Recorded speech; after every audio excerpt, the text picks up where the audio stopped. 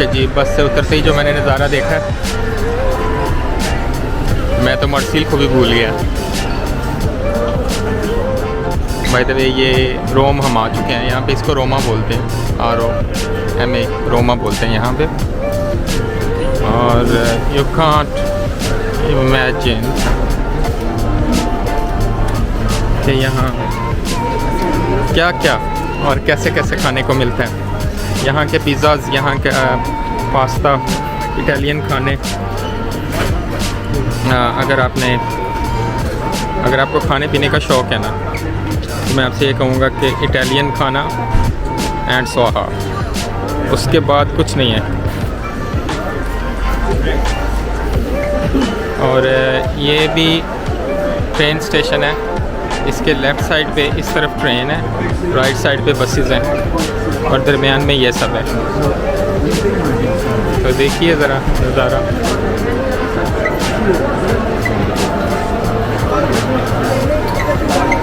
रोम की आपको हिस्ट्री बताएंगे। इसकी बड़ी रिच हिस्ट्री है। रोमन एम्पायर का नाम सुना होगा आपने, उसके बारे में थोड़ा बताएंगे आपको।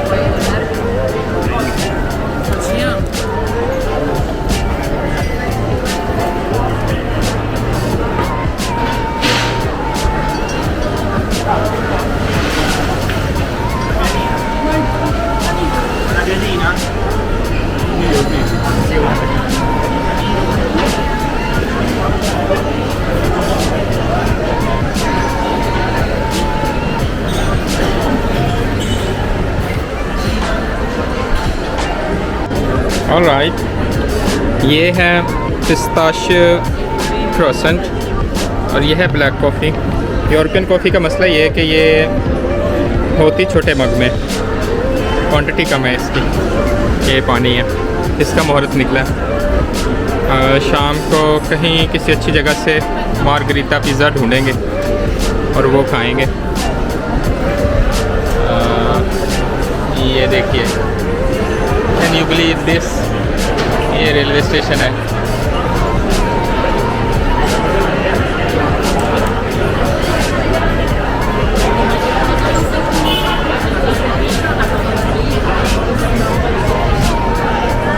चले जी, कॉफ़ी पी के मिलते हैं आपसे।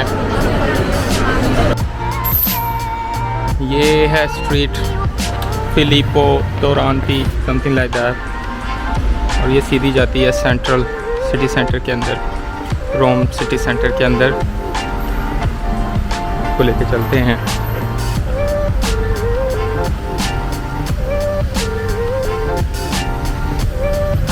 और यहाँ पे छोटी छोटी शॉप्स हैं नीचे, आप देख रहे हैं।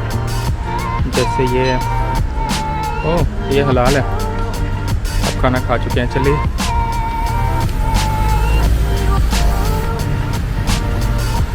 ओके, डिनर में चेक करते हैं। और अभी जा रहे हैं टूवर्ड्स सिटी सेंटर। यहाँ ये पुराने ज़मानों की रोम जो है, रोमन एम्पायर के ज़माने की ये बिल्डिंग्स हैं, उनको प्रिजर्व किया हुआ है। और ये कभी भी उनको ख़त्म नहीं करते, अपनी पुरानी जो भी एसेट्स हैं उनको ख़राब नहीं करते हैं। मॉडिफिकेशन की यहाँ इजाज़त ही नहीं है, बाहर से तो ख़ास तौर पे इसको एज़ इट इज़ रखते हैं ये लोग, और अंदर से थोड़ा फर्निश वगैरह कर लेते हैं, थोड़ा रेनिफाई, क्या बोलते हैं इसको। ओके जी, ये रोमा का सेंट्रल टाउन है, रोमा या रोम कुछ भी कह लें। और ये जो आपको पुरानी दीवार नज़र आ रही है, ये उस टाइम की जो रोमन एम्पायर का एक मुहासरा था, जो उनका बाउंड्री वॉल थी, ये वो थी। और ये लोग अनकॉन्करेबल थे, इन्हें कोई हरा नहीं सकता था, इन्हें इनकी दीवारें कोई तोड़ नहीं सकता था। और बड़ा वक्त लगा, जब इस्लाम आया तो हुजूर करीम नबी सल्लल्लाहु अलैहि वसल्लम ने फरमाया। मैं आपको बताता हूँ वो बात। उससे पहले आप ये देखें, हमारे तो ये कल्चर ही ख़त्म हो गया ना। यहाँ पे लोग बुक्स पढ़ते हैं और हैरत मुझे उस वक्त हुई, मैं अभी गुज़रा, एक छोटी सी बच्ची किताब ले रही थी, कोई 8-9 साल की बच्ची होगी। ये लोग आज भी किताबों को पढ़ते हैं, किताबों से प्यार करते हैं। यही रीज़न है इनका दुनिया को रूल करने की, आज भी कर रहे हैं। हमारे जो 700 साल गुज़रे हैं उससे पहले भी ये कर रहे थे। तो अच्छा, तो आपने फरमाया कि एक दुनिया में सुल्तान आएगा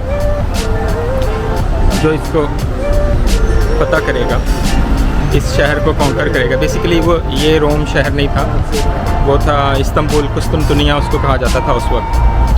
तो उसको इन्होंने अपना हेड ऑफिस बना लिया हुआ था। रीज़न उसकी ये थी कि वो स्ट्रेटजिकली और जियोग्राफिकली बड़ी एक स्ट्रेटजिक लोकेशन पर था। वो एक ऐसी जगह थी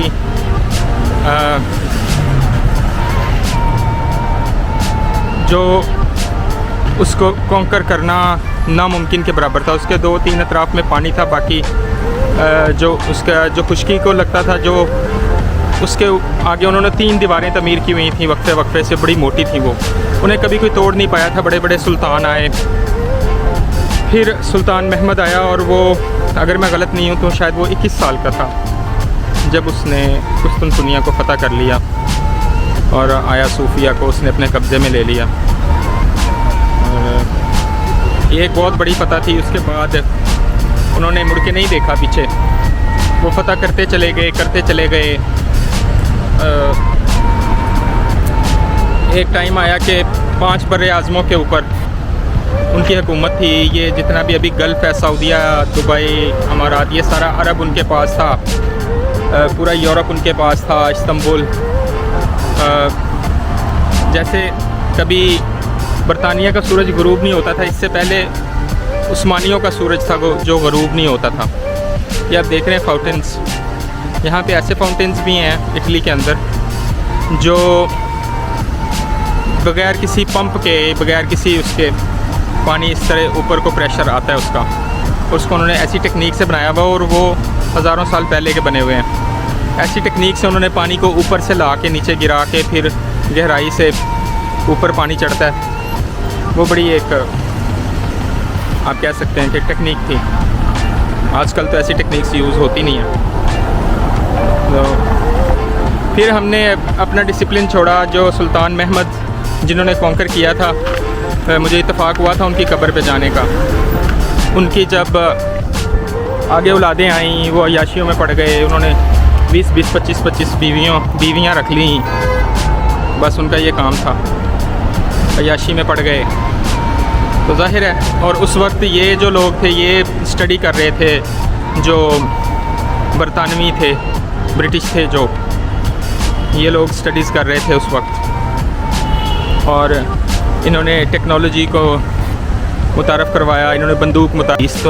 तो ये कहती है कि जो मोमिन होता है वो अपने असर से हम आहंग होता है, यानी वो जो करंट सिचुएशन होती है उससे उसको आशनाई होती है, उसको वो जानता होता है। जो हालात हाज़रा, जो करंट टाइम चल रहा है, उस टाइम के मुताबिक चीज़ों को वो समझता होता है, ना कि वो वही दकियानूसी चीज़ों को लेके बैठा रहे। ऐसा नहीं होता, टेक्नोलॉजी को अपनाना पड़ता है, नई टेक्निक्स, नई जंगी टेक्निक्स को।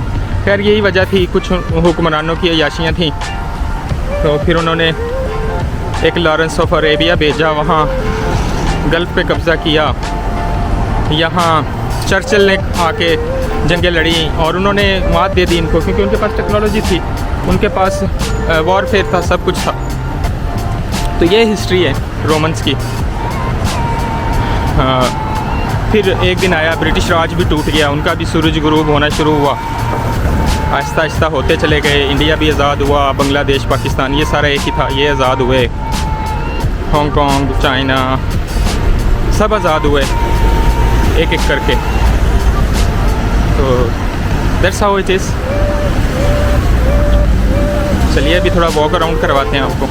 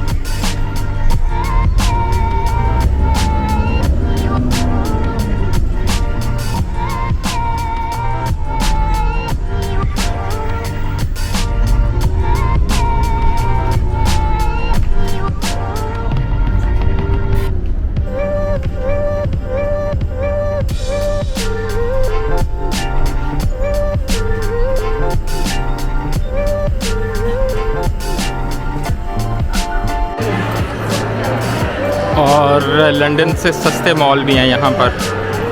इसका नाम है पोर्ता दी रोमा, पोर्ता दी रोमा, और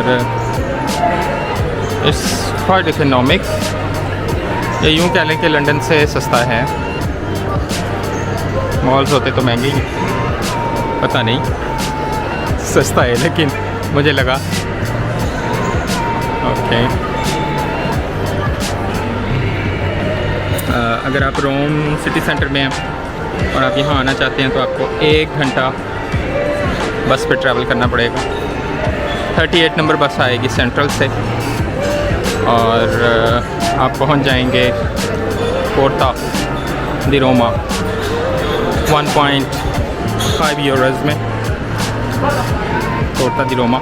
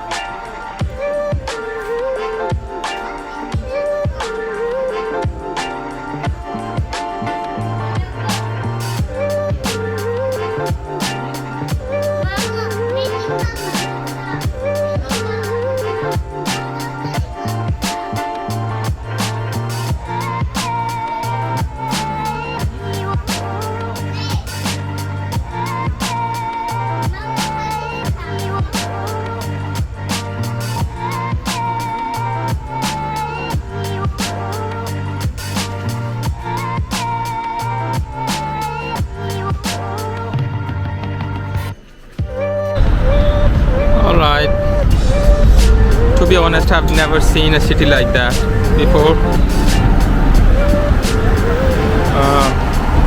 और मुझे ये कहना पड़ रहा है कि जो रोम है इसे देखने के लिए आपको एक दिन ये नाइंसाफ़ी है, और मुझे अच्छा नहीं लग रहा ये कि मैं रोम जैसे शहर के लिए एक दिन लेके आया। अभी वेटिकन सिटी जाना भी बाकी था, अभी बहुत चीज़ें देखना बाकी थी।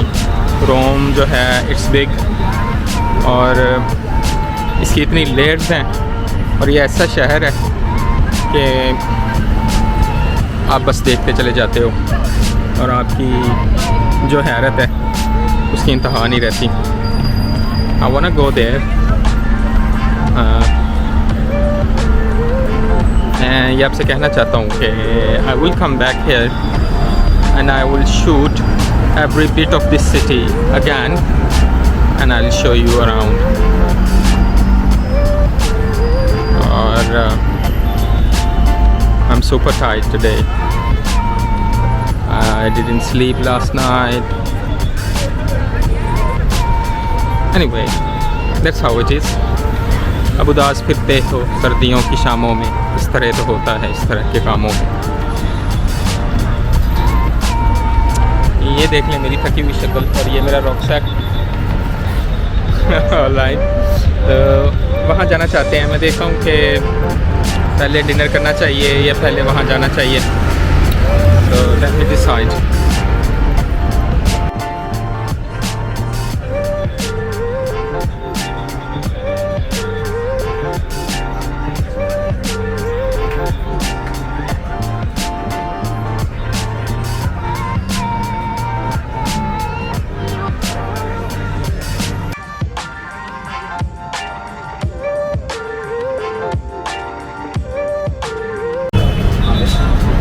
मेरे दिल मेरे मुसाफिर हुआ फिर से हुक्म सादिर। के वतन बदर हो हम तुम, दे गली गली सदाएं, करें रुख नगर नगर का, कि सुराग कोई पाए किसी यार नामबर का। हर एक अजनबी से पूछें जो पता था अपने घर का, सरे कुए नाशनाइयाँ हमें दिन से रात करना, कभी इससे बात करना कभी उससे बात करना। तुम्हें क्या कहूँ कि क्या है शबे गम बुरी बला है, तुम्हें क्या कहूँ कि क्या है शबे गम बुरी बला है। हमें ये भी था गनीमत जो कोई शुमार होता, हमें क्या बुरा था मरना अगर एक बार होता। मेरे दिल मेरे मुसाफिर हुआ फिर से हुक्म सादिर। ओके जी, ये कोलोजियम है, इसको कोलोजियम बोलते हैं। ये स्टेडियम की तरह की एक जगह है। जब कभी भी आप रोम को सर्च करते हैं गूगल पे तो सामने ये तस्वीर आती है, या आप कहीं भी रोम के बारे में जब कुछ सुनते हैं ये कहते हैं तो आपको ये कोलोजियम का फ़ोटो ज़रूर देखने को मिलता है। तो ये बड़ा खूबसूरत है और ये भी हज़ारों साल पुराना है। ये उन वक्तों का है जब कोई टेक्नोलॉजी नहीं थी। और अच्छा, एक थोड़ी सी करेक्शन मैं करता चलूँ, मैंने चर्चिल का जिक्र किया था, वो चर्चिल नहीं था, वो नेपोलियन था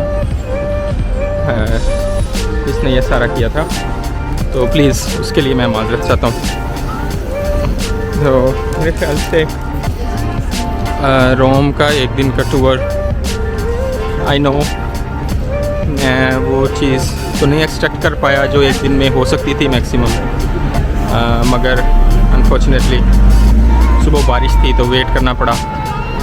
वेटिकन सिटी जाना चाहता था, नहीं जा पाया। इंशाल्लाह फिर आऊँगा, आपको प्रॉपर रोम दिखाऊँगा 3-4 दिन। तो आज मैं इसी नोट पे आपसे इजाज़त लूँगा।